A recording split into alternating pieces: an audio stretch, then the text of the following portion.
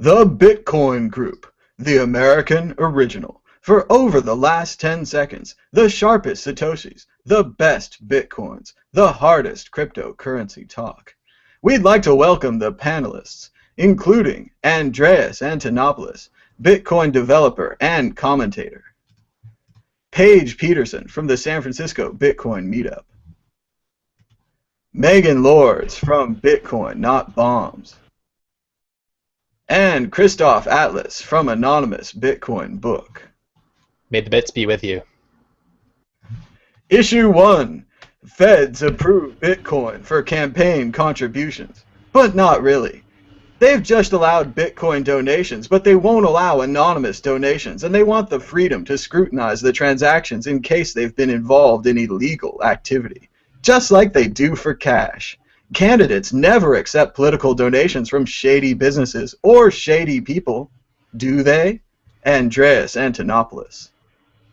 Oh, this is absolutely fantastic news. The ability to buy a politician online with Bitcoin is one of the linchpins for our continued legitimacy. Listen, every other type of business, both shady, illegal, and legal and above the board, has had the opportunity to purchase politicians at clearance sale prices, in fact. And now we have the opportunity to purchase politicians of our own. This is fantastic news. It provides not only legitimacy for Bitcoin, but it also firmly establishes the fact that spending one's Bitcoin in terms of association and expression is a First Amendment politically protected activity. And that activity has now been properly regulated by the Federal Election Commission. They can use the Bitcoin blockchain to provide for transparency of political campaign donations far better than they could ever do that with checks or cash in the traditional banking system. So this once again will show how radical transparency is the nature of Bitcoin and will allow us to buy our very own politicians. I'm very excited. It's a very good deal. It reminds me of something you said once. If you can't buy a politician with your currency, what good is it?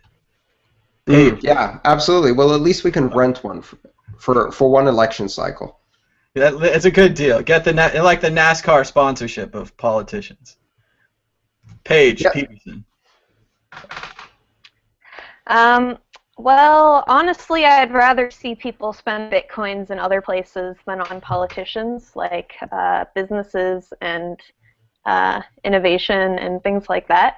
But from what I know, there have been a couple politicians that have started accepting it or saying that they were accepting it already. I know the contender against Nancy Pelosi this year, John Dennis, came to the last Bitcoin meetup we had to kind of get a little stir rolling. But honestly, yeah, I'd rather see Bitcoin spent in other places. Megan Lords. So this is definitely not surprising, and I think you're really going to see this embraced by third-party candidates, mostly.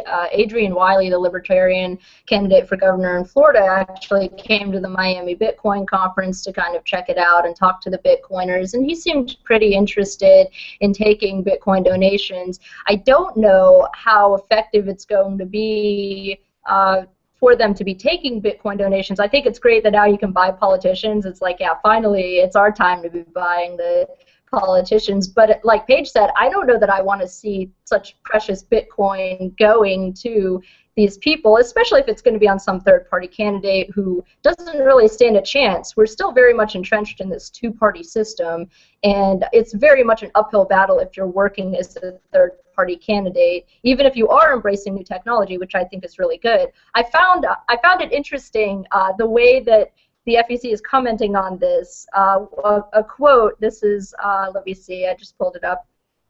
Mr. Goodman from the FEC said, just philosophically, I think it's important for the FEC to embrace technology and innovation, and that's what we did today. And I thought it was really interesting because they're selling this as, oh, we're so progressive-minded, we're so forward-thinking, but I don't really think it's about that at all. I think this is, they see money to be taken or money to be swindled, I guess you could say, because it's definitely harder steal Bitcoin, at least politicians stealing Bitcoins from people, than through something like a taxation system. So it's interesting the way they were kind of spinning this. But what's also interesting is, so they're going to have to track all of these donations now, and they're not allowed to spend them on things. They're not allowed to use Bitcoin so much as a currency. Like, you can take them as donations, but you have to convert them back into cash if you're wanting to spend them on for campaigning purposes, whatever they're going to buy with that. So that's kind of interesting that they tried to take that function out of the equation with this. But I think overall it's kind of great that now we can buy politicians. I mean, Goldman Sachs and JP Morgan are used to doing that already. I'm a bit skeptical to how much of an impact Bitcoin will have, especially compared to these bankers. The FEC is a very high-tech and cutting-edge political organization. They're the same ones that organized all those Diebold steal-your-voting machines, right? They don't even have open-source tabulators, the machines that count the votes. So they're very much on the cutting edge, I'm sure. Christoph, Atlas. Well, I host a show on the World Crypto Network on Tuesdays called Dark News, and I talked about, on the last episode this past Tuesday, I talked about this article by Daniel Krawitz, and he was talking about Bitcoin in black markets, and he was basically saying, look, when a black market is willing to use your money or your currency, that is a true test of the currency. So don't be scared of the Silk Road or one of these other dark markets using Bitcoin. It really means really very positive things for Bitcoin. And I think we can logically extend that to say, if you look at some of the seediest people, which are the politicians, and I'm sure that some of the backroom deals that they have going on would put the black marketeers to shame. Really, politicians in a significant way are part of the black market, of course. Then I think it's a very positive indicator for Bitcoin that it is truly legitimate if it's being used by politicians. As a researcher in the area of privacy, I am very curious about how they would attempt to enforce some of these laws in terms of traceability and making sure that you're not getting your coins from seedy people and so forth. I wonder if this is language that they're trying to use to pave the way towards coin validation or something along those lines. But as long as something like coin validation cannot exist on a unanimous scale within Bitcoin, I'm not quite sure how they would possibly hope to enforce these laws. If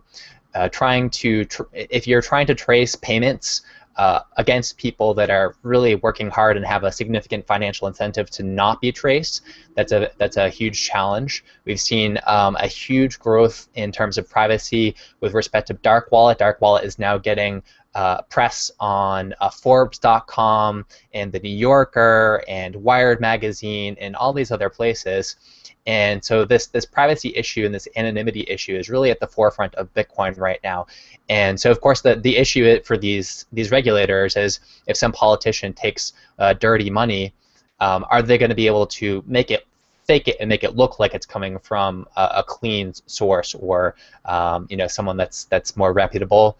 So I'm very curious to see how that all plays out. It seems like a very unenforceable law. If you put up a Bitcoin address and someone sends you a quarter, how are you going to know where they're from?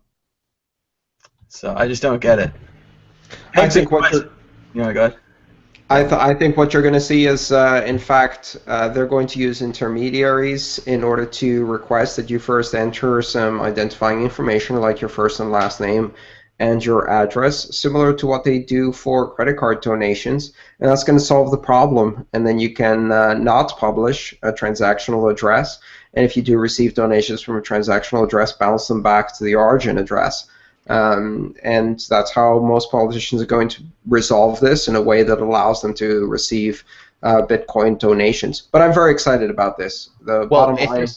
If there's big money involved, my question would be, does that not just shift it to an identity theft problem?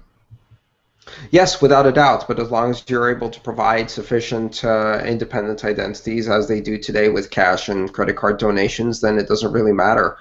I don't think you're really going to see that issue pop up, but really what this does is underlines the idea that the possibility of banning Bitcoin entirely, at least in the United States, is now pretty much a moot point. You can't do it anymore.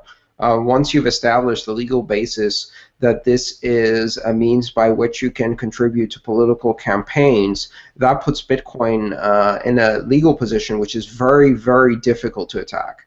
And that's great news for Bitcoin and cryptocurrencies in general. Moving on, issue 2, the Department of Justice. The Department of Justice is recruiting new businesses for Bitcoin. Maybe not the businesses you want, but the businesses you get. The DOJ has launched Operation Checkpoint to drive businesses they don't like into accepting Bitcoin by cutting off their access to the traditional financial system. As many know, the DOJ is also one of the major holders of Bitcoin thanks to the ongoing Silk Road situation.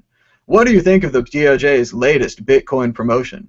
Are cash and Bitcoin only the future of business? Paige Peterson.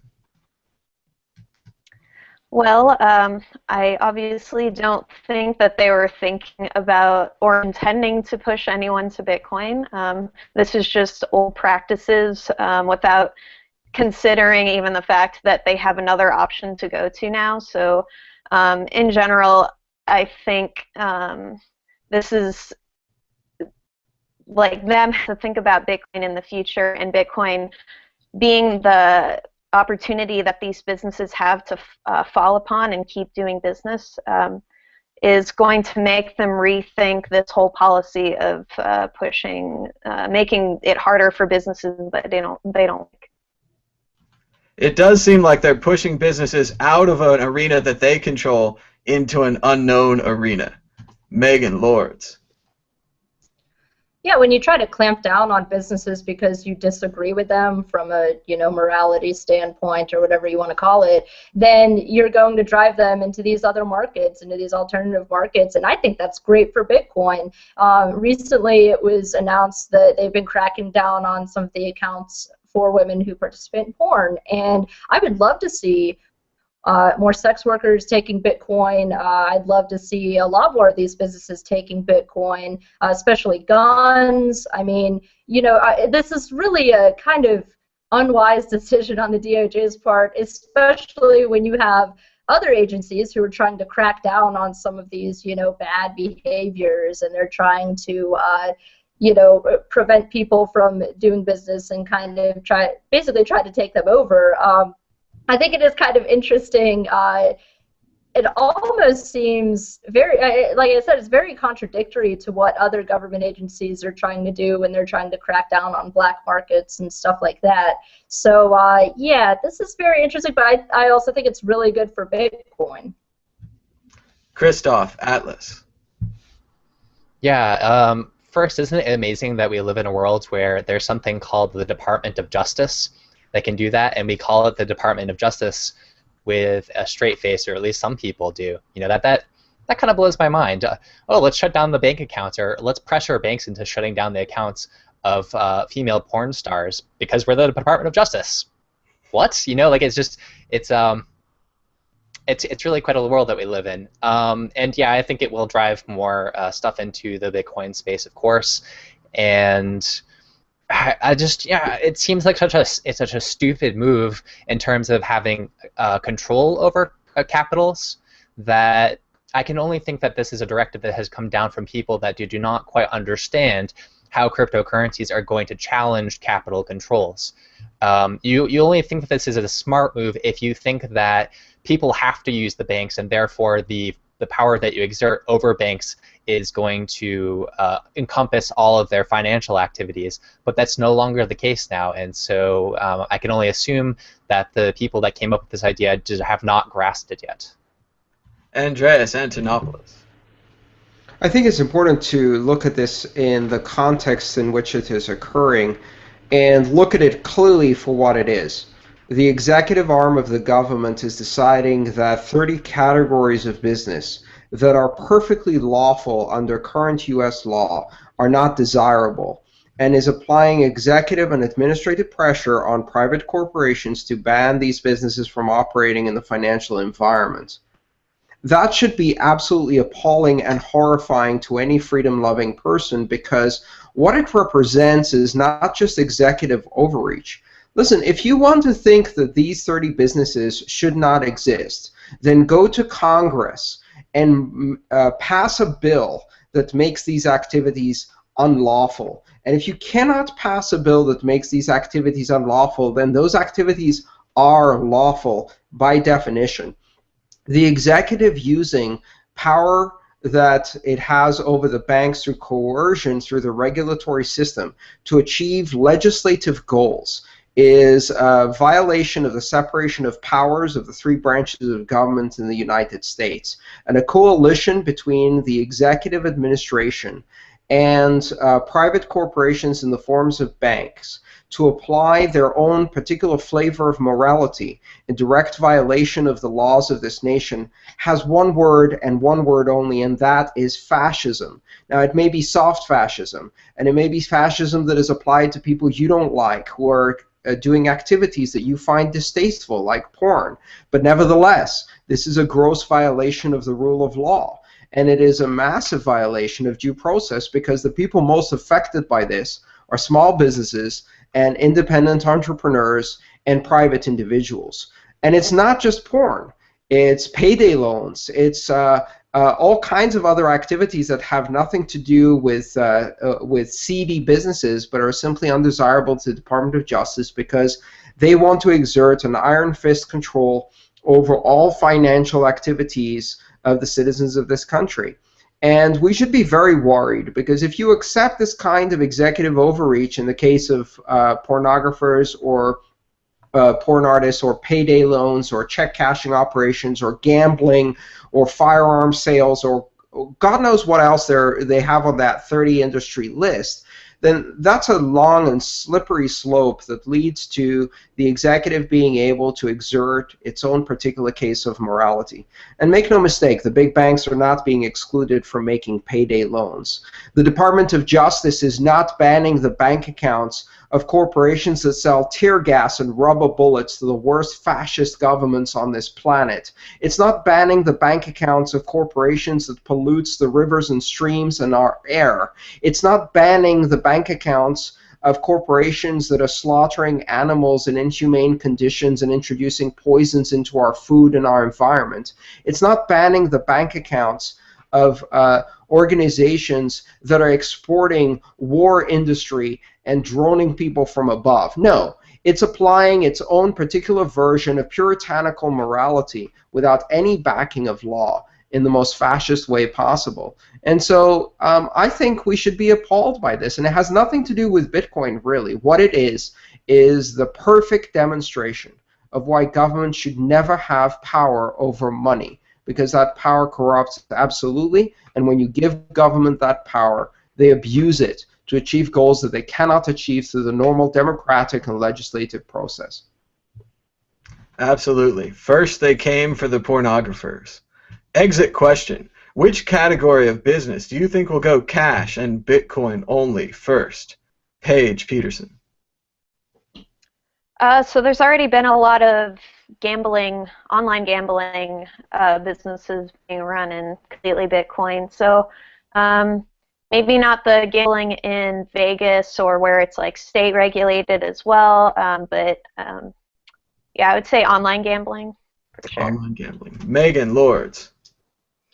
I would say guns, people who deal with guns, drug dealers, or sex workers. I think any of those people would I mean, drug dealers especially mostly deal in cash. So I think those would be great categories to become Bitcoin only or cash only, as you know, some of them already are. And it'll be beautiful because it will prove, as if it needs proving, but it will prove that you cannot stop this activity from going on no matter how much you dislike it, and that there will be other routes people can take, and then we'll have more people in Bitcoin too. So I think it's really refreshing, and it could stop a lot of unnecessary trips to the ATM once they just accept Bitcoin directly. Christoph, Atlas.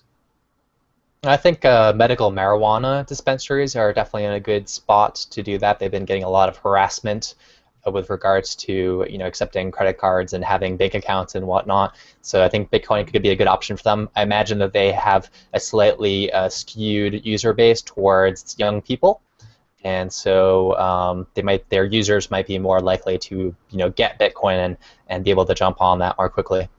Absolutely. It's another case where previously their controls used to work, but now their controls are actually liberating their victims. Andreas, your thoughts? I'd like to think of the people that the current banking system doesn't serve, the other 6 billion. And surprisingly enough, we have a big chunk of that right here in the United States. Some 18% of the population of the United States, the adult population of the United States, do not have bank accounts.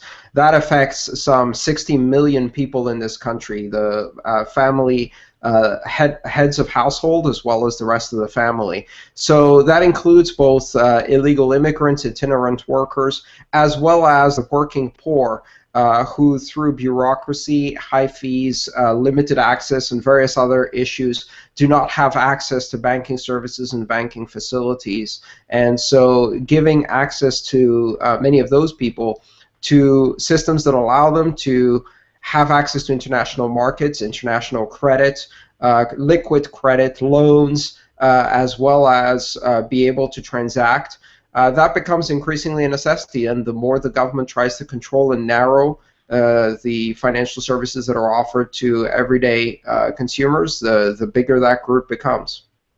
It's another great time for that with the banks cracking down on free checking accounts. More and more, everything requires a fee for a bank account. Yes, Moving consumer on. checking is not profitable anymore. I know, and that's a great time for Bitcoin to come out as a competitor to consumer checking. Issue 3, Dogecar. Dogecar. The NASCAR field was joined by a unique competitor this weekend. The first ever NASCAR to be sponsored by a cryptocurrency. No, it wasn't Bitcoin. It was Dogecoin. First the conference, now the car. What's next? Landing rovers on the moon? No, seriously, they might do that. Dogecar and Dogecoin. The best promotion or the best promotion ever? Christoph, Atlas. Or Megan Lord, sorry. Gotta go right order. So that's all right. So I'm not the biggest fan of NASCAR, but I did grow up with my mother who really, really loves NASCAR. She's a huge NASCAR fan. And what this does is it opens up the discussion to an entirely different demographic of people that maybe a lot of Bitcoiners and Dogecoiners haven't really thought about even appealing to. NASCAR fans are very, very excited about this sport. They're very attentive to the drivers. They definitely have their favorites, and it's a very interesting culture kind of in the United States, and I think it's something that could really open up a very interesting discussion to them, because now they're going to be seeing this car driving around. They're like, what does that mean? What is that dog doing on this car? And maybe they'll Google it, and maybe they'll, that'll take them down the rabbit hole. So this definitely opens things up to a group of people that, I didn't even really consider myself, despite having grown up, with someone who's really into NASCAR, I hadn't even really thought about how to appeal to them, and I think NASCAR is a really good way to do that. So I think that's great. I loved watching the GIFs and the various clips I saw of the Dogecar driving around. I think that's awesome, and he placed really well too. 20th place out of 40, that's actually pretty good by NASCAR standards. So it's really interesting. It was very exciting to kind of see develop. So. And it was pretty good. He didn't even have a team out there. Imagine if he had the Doge car, the Litecoin car, the Bitcoin car working together as a team. We could have gotten even closer to first. Christoph, Atlas. Well, I did watch the race on Sunday, and I was out there live tweeting it with you, Thomas, and I don't think I've ever watched a NASCAR race before, so I think for NASCAR it seemed like a pretty good deal that they had lots of people tuning in that had never done it before. I would watch another race if there was another Doge car or something, some other car that was being sponsored by cryptocurrencies. So that's a win for NASCAR, certainly. In terms of the impact that it's going to have for Dogecoin, I'm not exactly sure. I don't know how likely the NASCAR demographic is to jump into cryptocurrencies right now. But maybe if it was up to me, the next thing that they would fund is a study of the economic or consumer effects of this sponsorship and see exactly what it did for Dogecoin. But I think something that's interesting for me to think about is whenever you see a cryptocurrency, whether it's Bitcoin or Dogecoin or something else, in one of these highly public, all-American kind of places, I think that does a lot for the legitimacy of cryptocurrencies in general. I would ask someone, out of all of the companies and corporations that have sponsored NASCAR, how many of their CEOs have gone to jail? How many of their customers have gone to jail? I would guess that not very many of them have, if any. And so, Dogecar, and I want to see cryptocurrencies all over the damn place, and normalizing those cryptocurrencies for people so they feel comfortable with it. And so when the suits come over and they say, "Hey, we just found this guy. We tricked him into doing a $10,000 swap of bitcoins for cash on local bitcoins," so that people stand up and they're saying like, "Well, what did he do wrong there? Tell me what's wrong with that. I'm fine with Bitcoin. I'm down with Bitcoin and Dogecoin," and I think that's the effect that I want to see out of these kind of situations and sponsorships. It does normalize the Bitcoin to have it be a part of such an all-American event. It's just another sponsor like Tide or GoDaddy. Andreas, your thoughts? Much horsepower, such vroom vroom, many left turns. Wow, to the moon. It was quite something. Paige Peterson. So yeah, I think overall it was a fun time. I caught a little bit of it, but I didn't watch too much. In terms of the future and maybe what could be a little more planned out, I guess, would be something like, so in terms of this happening, I can see a lot of people seeing the car and being like, "Oh, Dogecoin is a company," or like kind of referring the cryptocurrency back to like the problem where people think that Bitcoin is a company. So as to kind of fight that, I think it would be a fun thing to do to sponsor a car that was a bunch of different Bitcoin-based companies. So there's just like, blockchain, BitPay, and it kind of like shows, like cooperation and community within the Bitcoin compete space. with each other. Like, I mean, once we get big enough to where blockchain, Coinbase, maybe they all have their own cars. Like, maybe this is a whole thing that takes off. Well, I'd rather see them be maybe on the same car. That would be nice too. You're thinking too small. Bigger, bigger. We should buy all the cars. Exit question. What should Doge or Bitcoin sponsor next? Is there anything better than a NASCAR? Maybe a senator? Megan Lords.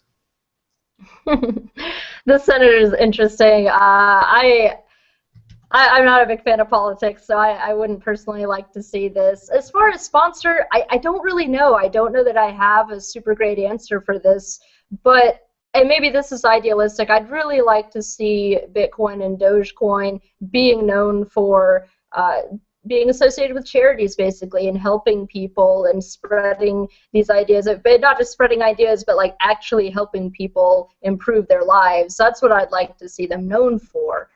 As far as who they would sponsor, I don't really know. Christoph, Atlas. Maybe another sport, maybe like an MMA fighter or something like that. That seems like an area that would be ripe for cryptocurrency penetration. How about fencing? You never hear about fencing anymore. Andreas.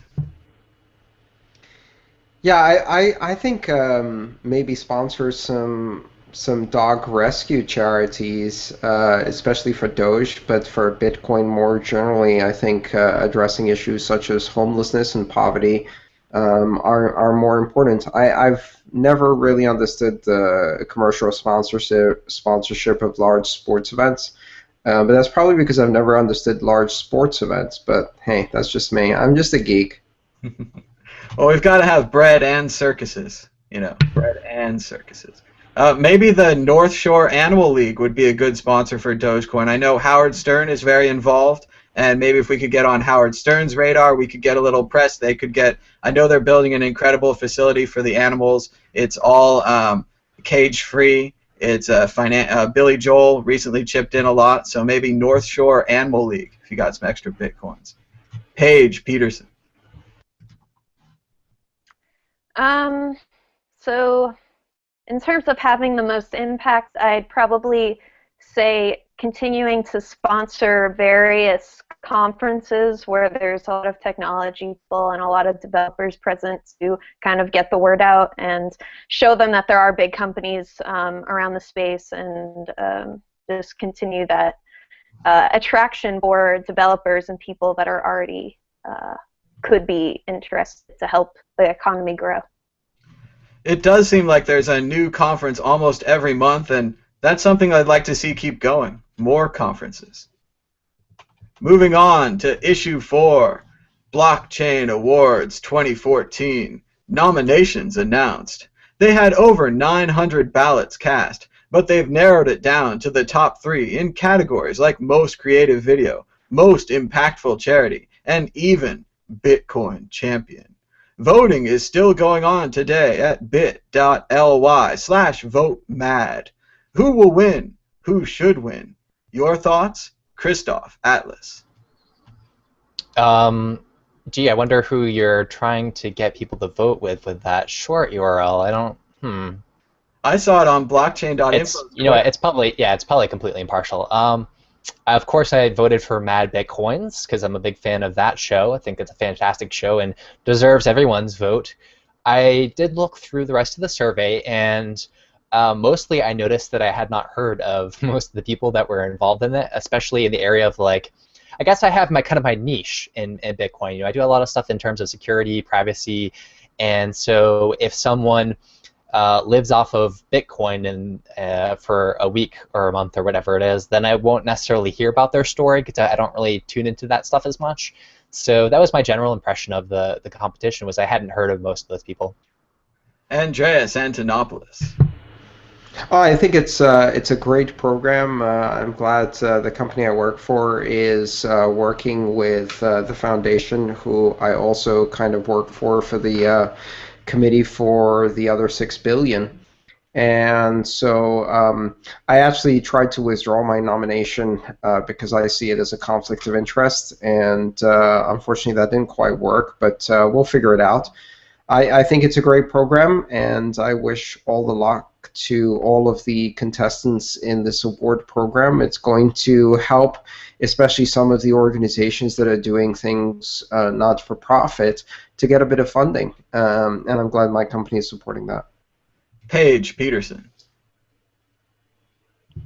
Yeah, similar reaction to Christoph. I basically probably knew one choice out of each category. I feel like we all probably chose the same options. I think it's like I don't know, and it was really strange for me to see it and not recognize a lot of the names in there too. So yeah, obviously I voted for Mad Bitcoins and Andreas and Roger Ver, and similar liberty-oriented people. Megan Lords. I'm a total shill for Mad Bitcoin, so yeah, I voted for you. I was super surprised not to see some people on there, especially in the charity category. Of course, I expect to see Sean's Outpost. I definitely nominated them, but I was surprised not to see BitGive or Free Aid, who was one of the very first charities, if not the first, I think, to fully accept Bitcoin. So even though they got hacked and all that, I understand, that was really unfortunate, but I was surprised not to see them in the charity category. So, and basically to echo Paige and Christoph, I really didn't recognize a whole lot of other people there. I recognized like one of the journalists, but I wasn't super familiar with her work. Of course, I voted for Andreas. But yeah, it was kind of interesting to see. As familiar as I am, or at least I thought I was, with the Bitcoin community, I didn't really see a whole lot of familiar names or organizations. Well, remember, in a popularity contest, it's not always the best charity. Sometimes it's the best social network. So it's just something else to work on, another facet of being an internet-based organization. Exit question. Left off the list. Who deserves to be nominated but wasn't? This is a good chance for honorable mention. Christoph, Atlas. Oh, geez. terms of the journalists that I'm the most interested in, I think of people like John Matanis, who has written some great articles in the area of financial privacy. Sorry to keep bringing up the same damn topic over and over again, but that's what I live and breathe all day. Obviously, Free Aid would be a great candidate in terms of the charities. So those are a couple of them that come to mind. Andreas Antonopoulos. I'd certainly add BitGive and Free Aid to the charity category. I think we could have had more options. We didn't just need 3 for the voting process. We could have had 10. I don't see why we only had 3 nominees, but then again, I didn't organize this. In terms of the journalists, I have a lot of respect for people like Bob McMillan and Andy Greenberg, who now works for Wired, used to be with Forbes. Both of them write excellent editorials. And yeah, I think a broader selection would have been nice. I agree with Andy Greenberg for sure. Mm-hmm. Paige Peterson. Yeah, in terms of reporters, I didn't really recognize them. I definitely second Bob McMillan, and also Kashmir Hill. She's the one that did the week living off of Bitcoin, which she's actually doing again this week. So I think that's a really interesting experiment to do, to kind of like, and she tends to like go to the communities and the meetups and like kind of surround herself in it, and so I think that's something to go off of. And thing I didn't add to the general statement was I would like to see this voting process, or I would have liked to seen this voting process mimic the way that Let's Talk Bitcoin did podcasts. I think they could have done a little more experimentation with the whole like being able to use the blockchain as a way for voting. Yeah, Kashmir Hill's series on Bitcoin has been great, and it's great to watch it a year later to see how San Francisco has changed, to see how Bitcoin has grown up and gotten better. Also, Life on Bitcoin, the movie, and maybe even Bitcoin Not Bombs, the Hoodie for Homeless campaign, and all the other things that they do. Megan Lords.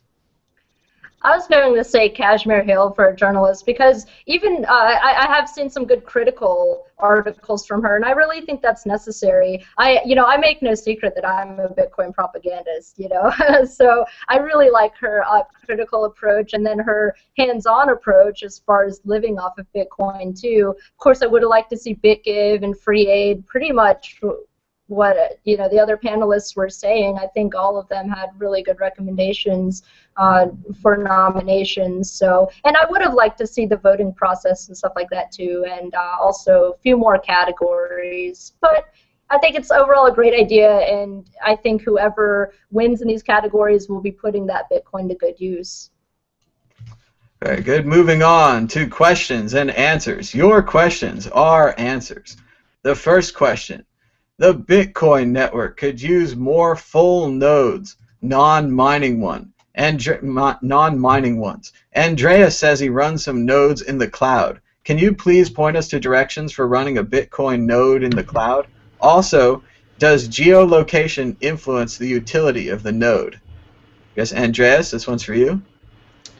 Yeah, geolocation does not influence the utility of the nodes. Well-connected nodes, essentially, non-mining nodes help to propagate transactions and blocks to the rest of the network quickly, and a well-connected mesh network is more resilient to denial-of-service attacks and allows for faster propagation. In order to run a free node, here's what you can do. Amazon Elastic Cloud has a free micro tier. The micro tier allows you to run a node for free. Now, it's not really useful for many things, and it's very constrained in terms of memory.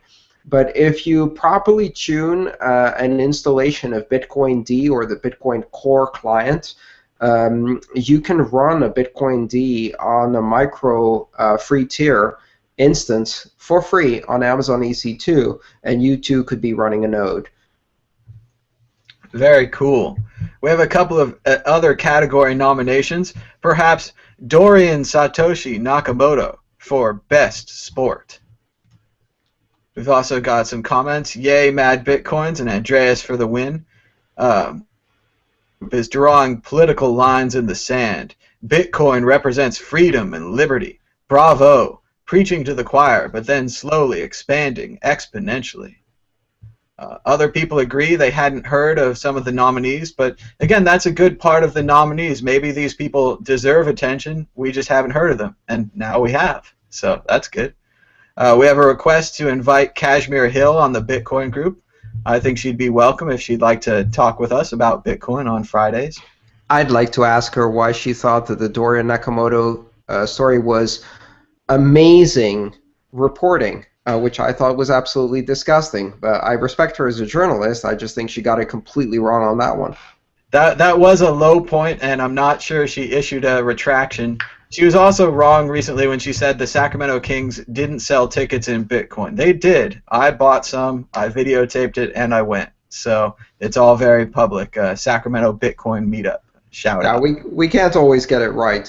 We all make mistakes from time to time. I'll be the first to admit that, but it's worth coming back and revisiting some of those. And their website did update. It doesn't show the tickets as offering anymore. Of course, basketball season is over, so there are no tickets to offer. But let's see, more questions. Let's see. Oh, we're kind of running out of questions. They say, love your hair today, Megan. And Paige, you're bad. So I think that's about it for questions. How come I never get comments on my hair? Well, there's very little of it left, but you know, I've combed it all very carefully. You don't want to start a competition there with me. That's a bad competition to get into because I'm going to win. But that was we sweet. do have a comment about Andreas's tweet. They say they love your tweet that Bitcoin is not a terrorist threat. People bombing wedding parties from above is a terrorist threat. Go investigate yourselves.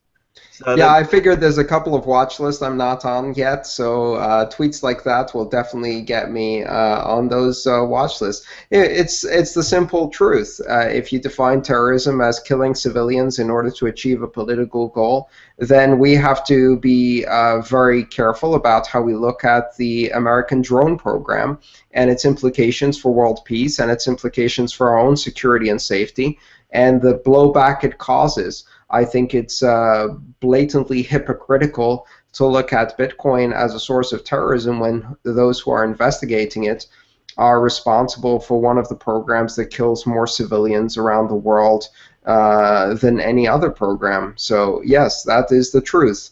It may not be the truth you want to hear, but it is the truth. And certainly they inherited it and they regulated it. They just kept it going. But next question. It's been massively increased in size. Massively increased, yeah. And just normalized is, I think, what I was going for. They've normalized the program, so now it's a part of presidential life. Of course, the president has drone powers to kill anyone he wants in the world. That's a standard part of the presidential package. So, did anyone else feel disgust as they were watching him talking about the death penalty? I mean, really, like, this is a person who kills children all the time. Like, how could he have any kind of opinion on the death penalty? Just saying. There's jokes about his authorities with drones.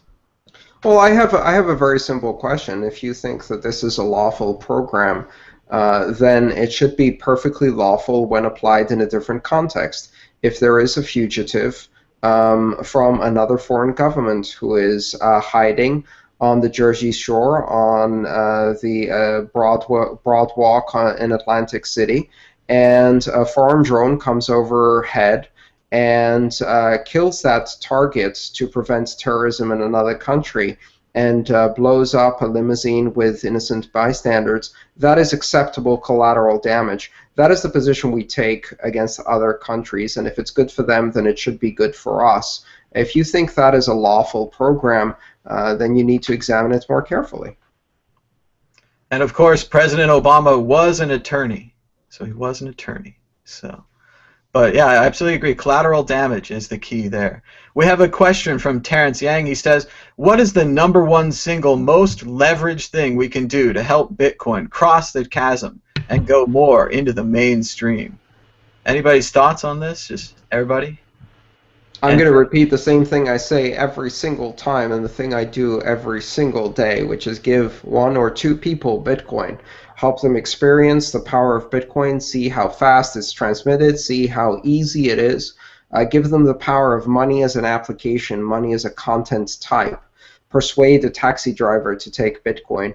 Don't give them Bitcoin for the fare because they won't be open to it the first time, but tip them in Bitcoin.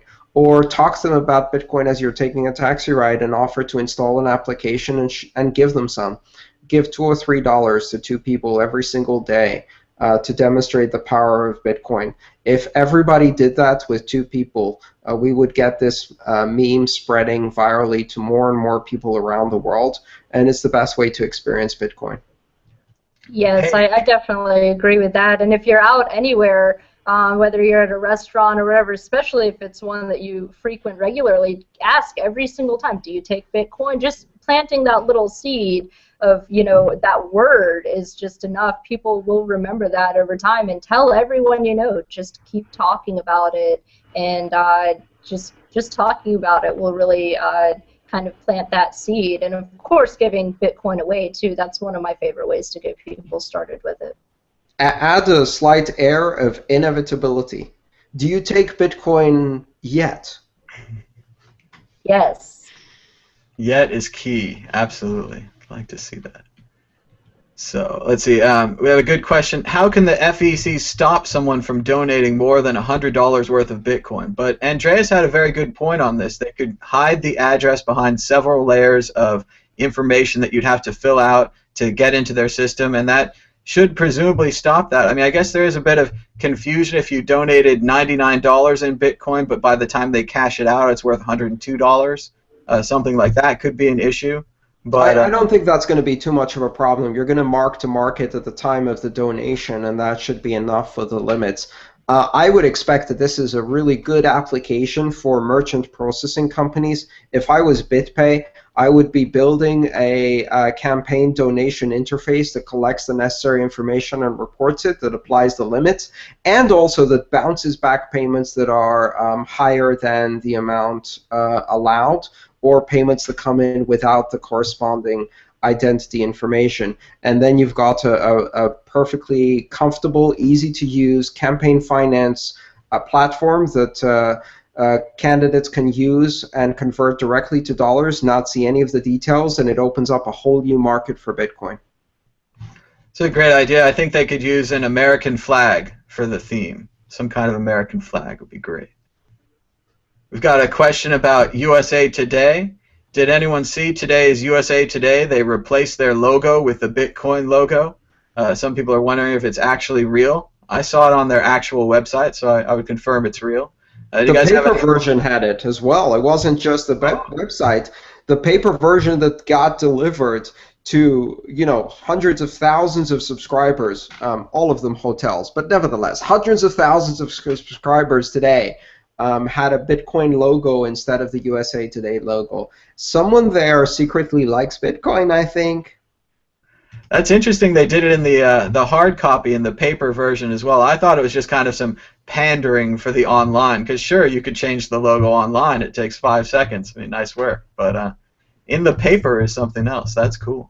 Yeah, I think we're seeing all of these indications that Bitcoin is becoming part of the zeitgeist, and that's a really important threshold for Bitcoin. It's now becoming quite rare to talk to people and ask them, have you heard of Bitcoin, and have no reaction whatsoever. They're still giving us a relatively negative reaction, but they've at least heard of it. And so that's really the point where we hit around 1993, 1994 with the internet, where it started entering the common vocabulary and became part of the media narrative on a very regular basis. There's something else I noticed. I think comedians are really great social critics, and Stephen Colbert has actually mentioned it a couple times on his show. Of course, he's kind of joking about it. Like when the MIT story came out, he was saying they're going to give students $100 worth of Bitcoins, or $80 worth of Bitcoins, or $600 worth of Bitcoins, and it was really funny, but that just goes to show you it's entering the culture more, and that they're joking about it, I think, is a good thing. And I'd love to see an awesome Bitcoiner on the show. I mean, I'd love to see Andreas on there, or even someone like Jason King get on there talking with Colbert. I really think that would be awesome. I'd love to see like a campaign started or something to that degree. So I would do the Colbert show in a heartbeat. I really like Stephen Colbert and the work he's done. You're absolutely right. It is definitely entering the common lexicon, and even making fun of it is a great way to increase the understanding for people and to demystify it and to make it more approachable. Comedy is a great way to introduce it to people. By the way, on the topic of MIT donations, Matthew Green tweeted out a great tweet today. Matthew Green is a cryptography professor, is a very well-known cryptographer, and one of the brains behind ZeroCoin. He wrote that the MIT project aims to distribute $500,000 to hackers who hack into MIT students' computers. I thought that was a great observation, because in fact, if there isn't a security primer or some kind of tutorial that goes with those Bitcoins, that's exactly what's going to happen. It would be great time to be an IT guy at the MIT campus. Everyone's computers are open, and now they're all full of money. Yeah, that's great.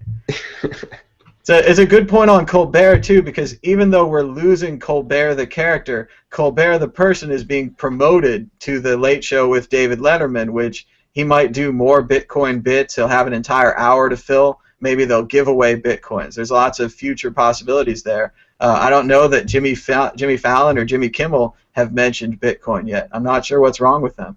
There's still a chance before Colbert gets there and takes their thunder. So we do have. There's also this.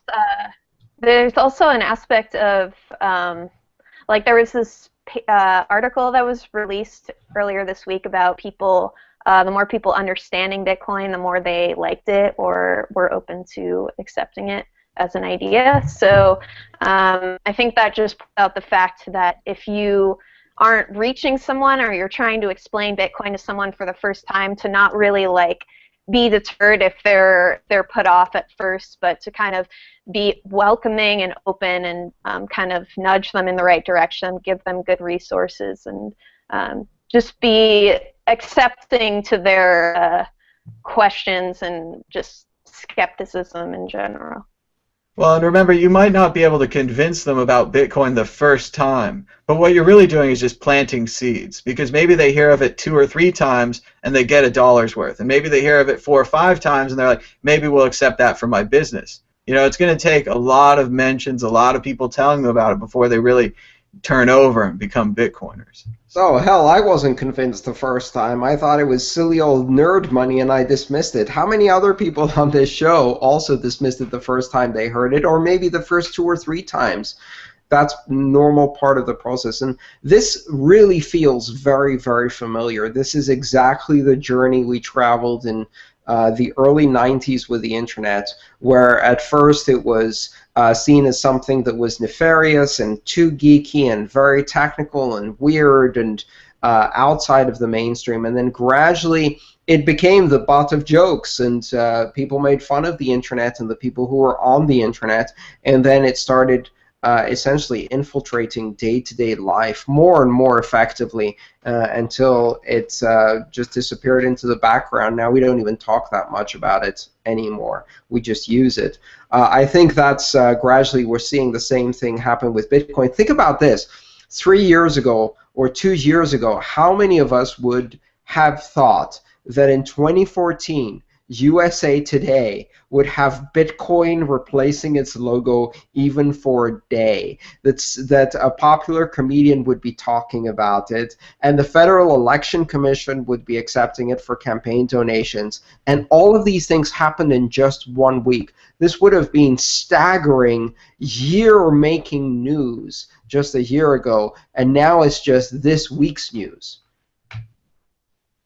Come a long way. It seems like a lot further than just a year for even that. But our last question today: how will digital currency affect the poorest people in the world who don't have access to the internet? It's going to take a long time. It's definitely going to take a long time, because you need to combine bringing the technology of Bitcoin down to more accessible levels. One of the projects that I'm very interested in is working to make Bitcoin wallets more accessible on feature phones. And feature phones are essentially old-style phones that only do text messaging and not smartphones. A feature phone such as the workhorse of Africa, which is the Nokia 100R. This is a phone that already exists. I think 100. So I think 2 billion of them, or close to that, exist in more than 100 countries around the world. And these phones can only do SMS. So people are working to bring Bitcoin wallets and the capability to do fully functional commerce with Bitcoin wallets on SMS on these phones. And we know that that experiment has already succeeded in places like Kenya with M-Pesa and in other environments like that. So the other side of this is that the internet itself is definitely a significant tool for improving people's lives. But if you lack many of the other things, then the internet is a bit of a luxury. However, as soon as you make the internet also be your banking system, then as an investment, getting even a basic internet connection, even if you only have one in a village, and you use that to support a network of SMS phones, suddenly this becomes a very worthwhile invention. So keep in mind that not only does Bitcoin penetrate where the internet exists, but Bitcoin makes internet penetration worthwhile where it wasn't before by changing the economic incentives, by allowing you to make an internet connection, a banking teller, an access to international markets, a lending institution, and a remittances endpoint like a Western Union office. So if you now bring an Android smartphone with internet capabilities into a village in some of the rural and poor areas around the world, especially in Asia, Africa, and Latin America, now that Android smartphone is not just a terminal for information, it's also a banking terminal, a stock terminal, a wire transfer terminal for remittances, as well as a lending terminal for getting loans for local farmers and local business people. And that changes everything. It makes it much higher incentives to bring that technology. So the internet is needed for Bitcoin, but Bitcoin also makes the internet much more valuable to people around the world who don't have banking. That's an incredible change, and I don't think people have realized that yet, that when they bring you the internet, they're not just bringing information, which is, good information, bad information, garbage, whatever. They're bringing a bank, that they're installing a bank in your local community when they install internet access now. Right. The cell phones with M-Pesa are a great example. I definitely bring that up. The only other thing I'd say is there's a new idea where a solar panel could generate energy. The energy could go to a box like a bank and then be sold to your neighbors in Bitcoin. So that you don't need a power company and you don't need a bank, and you can sell and buy and sell energy right there from the box. So when that kind of technology is fleshed out and developed, you won't need a power company, you won't need a bank, you'll just need a solar panel and some friends. Well, we already see that one of the predominant uses of solar panels, especially in rural Africa and rural Asia, is for the charging of these Nokia 100R or 1000 feature phones that are used then in order to communicate with the rest of the world, to do simple things like finding out what the price of crops are in the city where the farmer is going to sell their crops, getting weather and meteorology information to time the planting and harvesting of crops, connecting with relatives and also with members of the family who work abroad and send back remittances. So if solar panel installations were fueled by the need for information and connectivity and communication with these phones, imagine how much more they'll be fueled when these phones become cash machines, credit card systems, essentially, and they allow you to transact with people around the world and also to receive funds from abroad. That's a really powerful incentive. It does seem like... Sorry, go ahead. There you go. I was going to say, I would love to see something like the equivalent of the one laptop per child project, but integrating Bitcoin into there. I guarantee that even in these rural areas, if you can get children a laptop that can get on the internet, that has access to things like Bitcoin, within one generation, they will be programming for people on the other side of the world in exchange for Bitcoin. It's amazing what these kids can pick up if you can get this technology to them early enough. Absolutely. And That brings up a sorry. you go. I got nothing.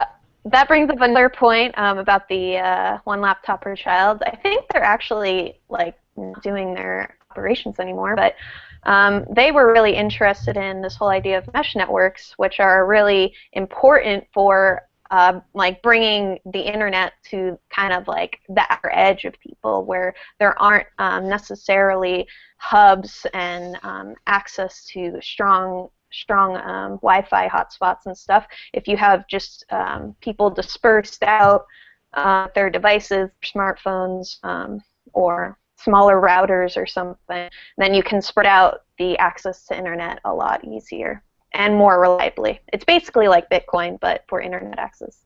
And you can fund that with a cryptocurrency. So Bitcoin ends up funding the phones that you're running the stuff on, the solar panels that you're using them to power them, and the infrastructure of mesh networks that you use to get data to them.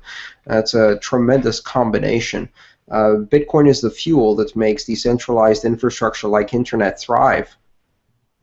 I was just going to say that the technology seems really close, but the projects seem far away. But I know if we just get one of these systems working as a test, we'll be able to replicate it over and over again, and like wildfire, it could transform entire areas. We really could.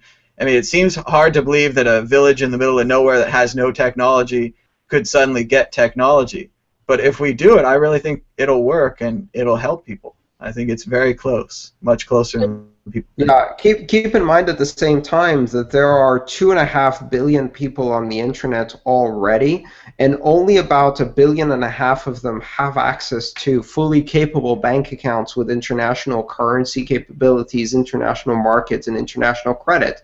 The other billion we can bring online onto Bitcoin right away and change their life in a dramatic fashion by bringing currency, and they can then influence the communities around them and provide the incentives to extend the internet even further. In countries that already have penetration of infrastructure, penetration of cellular telephony, as well as literacy and numeracy that is required to adopt these technologies, and in many cases countries that are already English speaking, or which, you know, we have to accept the fact that for the time being Bitcoin is documented and coded primarily in English, so that's one of the barriers to entry. Well, India and the Philippines, just as two examples, are countries with great infrastructure penetration, enormous issues with poverty, and they have the literacy, numeracy, and very large numbers of English speakers to be able to wire up the country for cryptocurrency.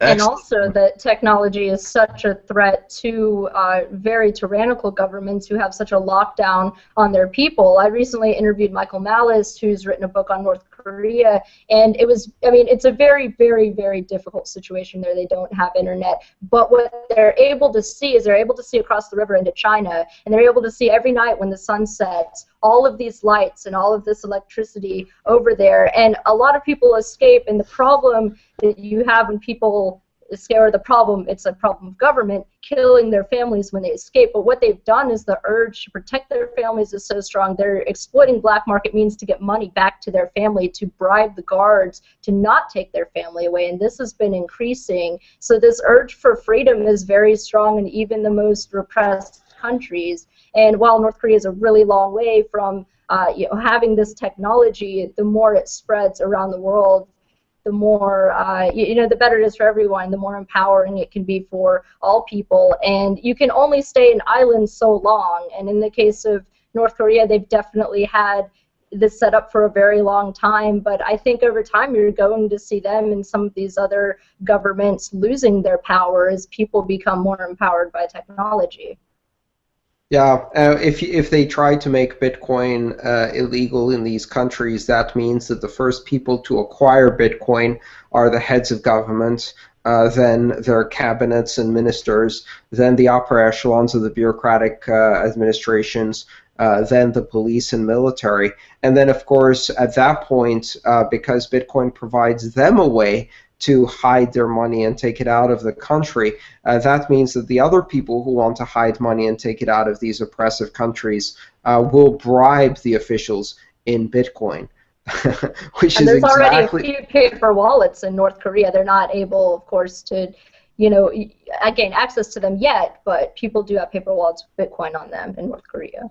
Right, and decentralized capabilities are much easier to hide from the government. This is not radical technology. This is exactly what happened all across Eastern Europe during the days of the Iron Curtain. And only at the time, the currency of choice was dollars. All of the officials in all of the Eastern European governments had hard dollars, and they were the only ones who had hard dollars. And if you wanted to bribe them, you had to find hard dollars to bribe them in, because they wouldn't take the local money because they knew it was worthless. Now the only difference is that now we can do this in a digital fashion, and it's even more powerful. Excellent points, and a good point to end on. We're moving on to final thoughts, predictions, or story of the week. Andreas, are you ready with a final thought, a prediction, or a story of the week?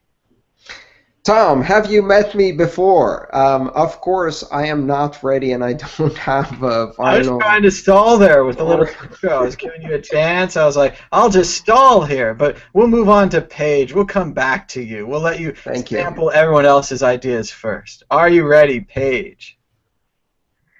Yeah, I actually thought of one. So I know that, just a shout out, I guess, to Jason King, who's in the LA area right now, and I'm generally excited for him to come to San Francisco, which should be in a couple of weeks. So keep going, Jason. I'll be here. Very cool. Megan Lords. I predict that I will be interviewing Pamela Morgan of Empowered Law next Wednesday at 6 o'clock Central Standard Time. So definitely check it out. She is a fascinating person to talk to and very, very knowledgeable. And I'll have a Q&A section too. So please come join, ask legal questions. I think it's going to be a really great interview. Christoph Atlas. I'm excited to hear about Megan's interview. I'm looking forward to that. Something that I've been following lately is the press around Dark Wallet. How are people reacting to Dark Wallet, especially since it's been the charge has been led by Cody Wilson, which at this point a lot of people are familiar with Cody through the 3D gun printing stuff, and I'm really impressed by the amount of attention that it's getting. I noticed that Mike Hearn posted today an article on Medium.com about stealth addresses, and so I'm excited to get some more attention to these very important privacy technologies in the Bitcoin space. Andreas has brought this up before, and I agree with him that eventually we're going to get to a point in Bitcoin where the protocol and a lot of the software starts to ossify. It's going to be harder and harder to make changes to the protocol from a forking standpoint of view. There's going to be hardware that has, that's kind of set in stone.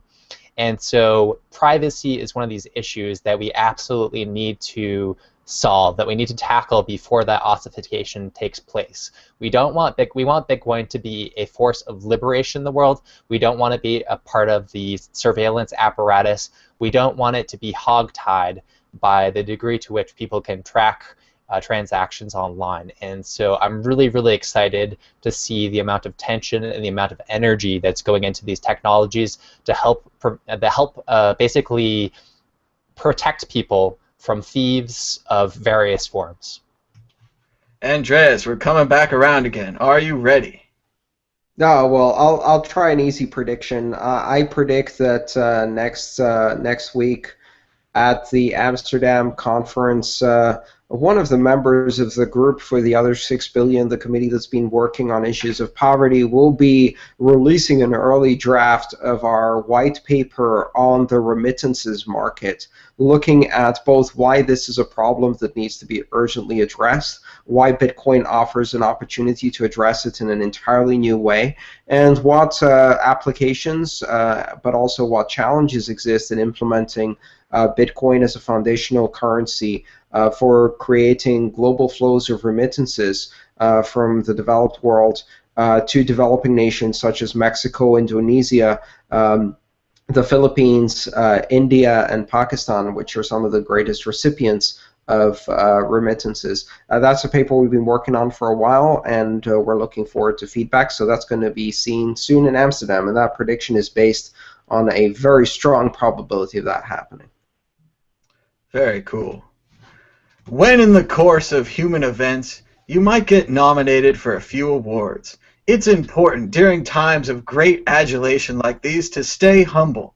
Don't let it go to your head. Don't go buying any trophies or statues or chocolate cakes with 3 different types of frosting, packed with alternating layers of cake and frosting, cake and frosting. How would Horatio Alger have handled this situation? I'm sure he would have just pulled himself up by his bootstraps and dove right in. And then eat more cake. We're out of time. Until next time, bye-bye. Let them eat